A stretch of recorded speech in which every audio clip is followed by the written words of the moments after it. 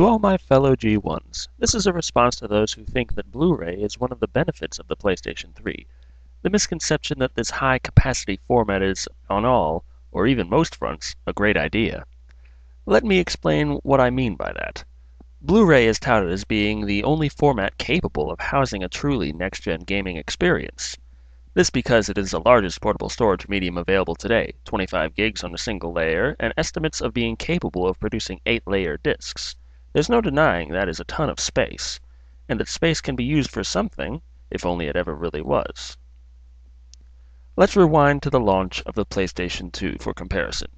The inclusion of Blu-ray with the PS3 was the logical step to take after DVDs were brought to the masses via the PS2. There's a stark difference with how the two launched, however. When the PS2 was released, it was for all intent and purposes the only game in town. Yes, there was the Dreamcast, but Sony's rather aggressive business practices forced retailers to take down their Dreamcast advertisements, as well as move their Dreamcast merchandise to the back if they wanted to have the successor to the Sony PlayStation available at their store. Of course, who would say no? The PlayStation 2 was a rather cheap DVD player at launch compared to standalone systems, so that helped push sales beyond the average gamer. A year head start against Nintendo and Microsoft gave it a good install base, and Sony's shady tactics helped stamp out Sega's fire. Not that they had much of one burning after coming off of the Saturn, but before release of the PS2, the Dreamcast did see steady, healthy sales. Now, let's go to the launch of the PS3. The PlayStation 3 was a much more expensive beast than its predecessor, but still much cheaper than a standalone Blu-ray player of the time. There were a lot more problems for Sony this time around, however. They released their next-gen console a year after their direct competition, Microsoft, and only a week before Nintendo. This gave them no advantage with time to generate a user base. Also, two factors severely hurt their next-gen format. HD DVD was still fighting, leaving early adopters on the fence, unwilling to invest in a format that might die within a year. And unlike DVDs, Blu-ray movies offered no distinct advantage over DVDs the way DVDs completely overshadowed VHS cassettes. The fact that you also needed a good HD TV to even enjoy HD movie formats went on to make the concept of a cheap Blu-ray player completely irrelevant for 90% of consumers. This meant that the inclusion of a Blu-ray player in the PlayStation 3 did more harm than good, causing the system to have an incredibly high price tag compared to its competition, one of which had already proved itself in the market, and the other which I still can't find because it's been sold out for over 2 years. Surely, any fan of Sony has to admit at this point that Blu-ray was a mistake, making their console overly expensive for the wrong reason, inclusion of a format that only a select few could enjoy, and were still wary to purchase. Oh, but wait, what about all those games that Sony says need Blu-ray? Games like Resistance that take up almost an entire single-layer Blu-ray disc. Surely that stands to prove that Blu-ray is in fact beneficial, right? I'm sorry, but I disagree. I had a PlayStation 3, and I have good eyes.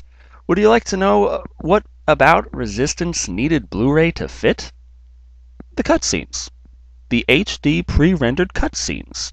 I want to know who out there designing these games keeps thinking this is a good idea.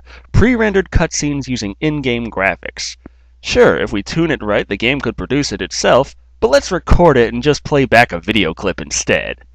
I don't know about you, but I'm a much bigger fan of real graphics than video, the kind of graphics that you actually play in.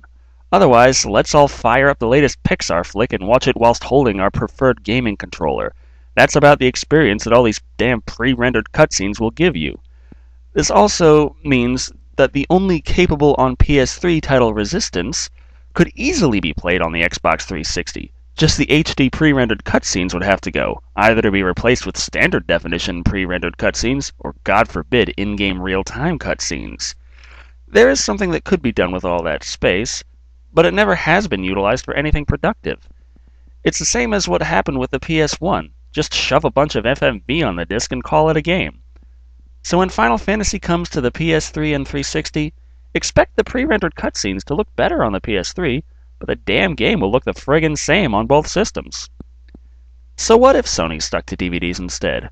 Well, the PS3 would have been loads cheaper, and trust me, it would have sold so much better at launch. The 360 was building an install base, but there were droves of people waiting for the PlayStation 3 for the true next-gen experience. If their system was at the same price point as the 360, maybe all those people waiting in line at launch wouldn't have been just trying to make a quick buck on eBay. Sucks to be them, the eBay demand dropped like a rock as soon as the PS3 launched. But instead, able to nab enough early adapters and be more readily able to lower their console price quicker if the need would arise. However, Sony decided to risk a lot on Blu-ray. And despite the fact that Blu-ray beat HD DVD on the HD format war, Sony still didn't win.